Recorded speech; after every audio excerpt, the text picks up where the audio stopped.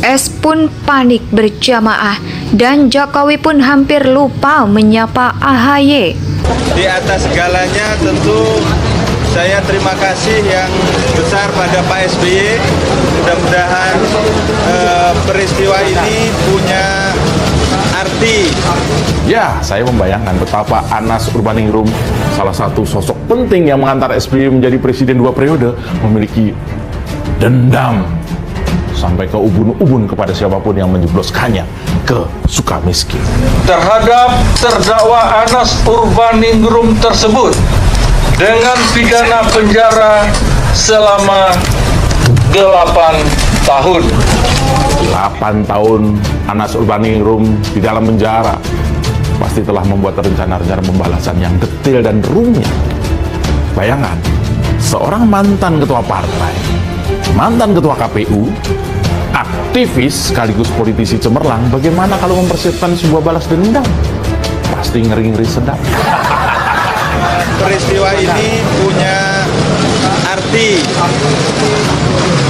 punya makna, dan menjadi hadiah besar pada Pak SBY. Jadi mendadak ada baliho besar bergambar wajahnya Anas Urbaningrum, orang kedua setelah mantan ketua KPK Antasari Azhar yang menjadi musuh bebuyutan SBY. Baliho itu terpasang nggak jauh dari rumahnya SBY.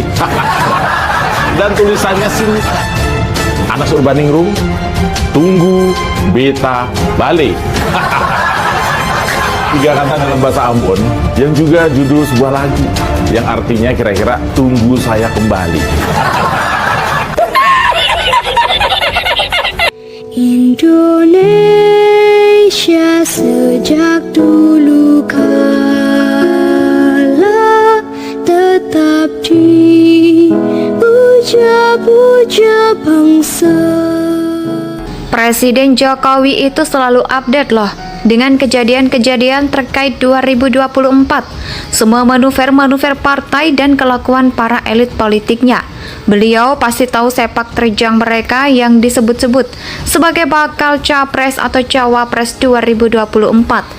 Terlebih bakal koalisi yang katanya akan membawa perubahan di Indonesia, sementara Presiden Jokowi dan jajarannya kan sudah kerja keras membangun dan menjaga bangsa dan negara ini, lalu berjuang keras melewati pandemik dan berbagai krisis. Tiba-tiba ada 3 partai mengusung bakal capres dengan menawarkan perubahan. Wah, kurang ajar betul. Kan saya kira Presiden Jokowi juga tahu soal adanya baliho besar dari mantan Ketua Umum Partai Demokrat. Anas Urbaningrum yang sekarang masih menjalani masa hukumannya di penjara. Anas ini dipenjara karena kasus gratifikasi mobil dan korupsi proyek Hambalang. Maka dengan masa penjara selama 8 tahun, Anas ini diperkirakan akan bebas pada bulan April 2023. Sebentar lagi akan bebas. Nah, baliho raksasa Anas Urbaningrum diletakkan di lokasi yang sangat strategis, yakni di kawasan Cibubur yang dekat dengan kediaman SBY.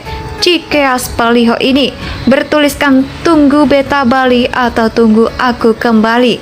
Ini balihonya memang super gede, yang digambar itu kan kelihatan perbandingannya dengan mobil dan motor.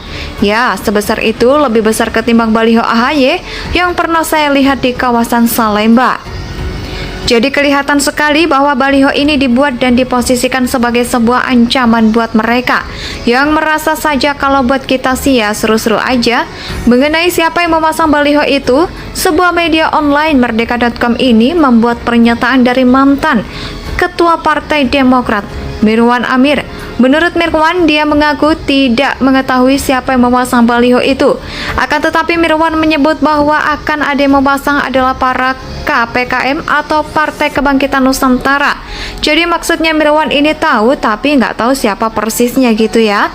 Nah, PKM sendiri merupakan partai yang didirikan oleh para Yolayes Anas, mereka-mereka yang setia sama Anas Urbaningrum, yang belum antara lain mantan anggota DPR dari fraksi Demokrat, Mirwan Amir, mantan pengurus Demokrat lain, Zulfikar aktivis HMI asal Hardi Marwan, dan fotografer Bobi Triadi serta Sri Mulyono, yakni penjabat sebagai Sekretaris Jenderal PKM saat ini.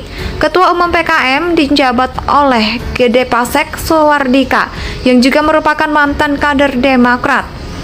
Ini juga sudah lolos sebagai peserta pemilu 2024 dengan nomor urut 9. Nomornya bagus ya, kalau Partai Demokrat memiliki nomor urut yang sama dengan yang dulu di pemilu 2019, yakni 14 katanya sih, karena nomor 14 itu kalau ditambah huruf S di depan dan huruf P di belakang, maka bacaannya menjadi siap. Oh ya, kayak baliho siap itu dong, yang dulu dipasang pada tahun 2018, tapi nggak pernah jelas siapa yang membuat. Apa kalau sekarang sih udah dijelaskan siapa itu pun siap menyongsong pemilu 2024. Di sisi yang lain, Anas Urbaningrum yang belum juga dinyatakan siap kembali terjun ke dunia politik setelah bebas nanti. Yang menyatakan adalah Sekjen PKM Sri Mulyono kepada Maria Montok Mulyono intervensi pemerintahan SBY agar Anas segera ditetapkan sebagai tersangka. Kasus proyek Hambalang adalah bukti penzaliman yang nyata. Bahkan kata Mulyono, patut diduga bahwa SBY telah melakukan korupsi secara terbuka, yakni meminta KPK untuk menetapkan status hukum Anas Urbaningrum.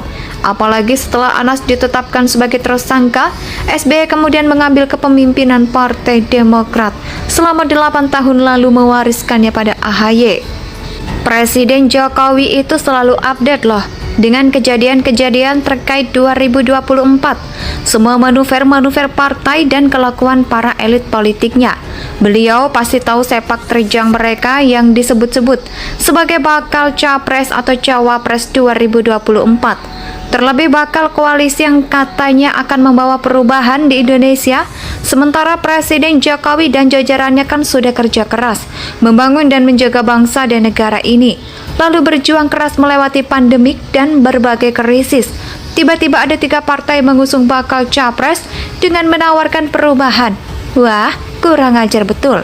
Kan saya kira Presiden Jokowi juga tahu soal adanya baliho besar dari mantan Ketua Umum Partai Demokrat, Anas Urbaningrum, yang sekarang masih menjalani masa hukumannya di penjara.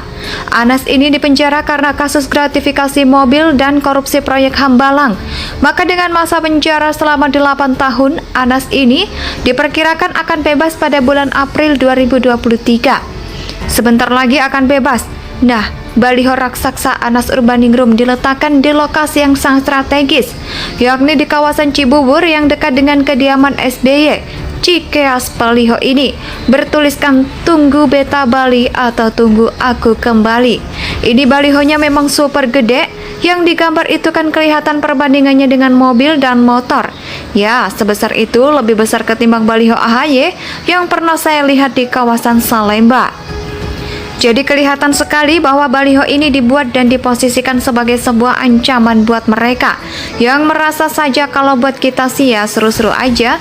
Mengenai siapa yang memasang baliho itu, sebuah media online Merdeka.com ini membuat pernyataan dari mantan Ketua Partai Demokrat, Mirwan Amir. Menurut Mirwan, dia mengaku tidak mengetahui siapa yang memasang baliho itu.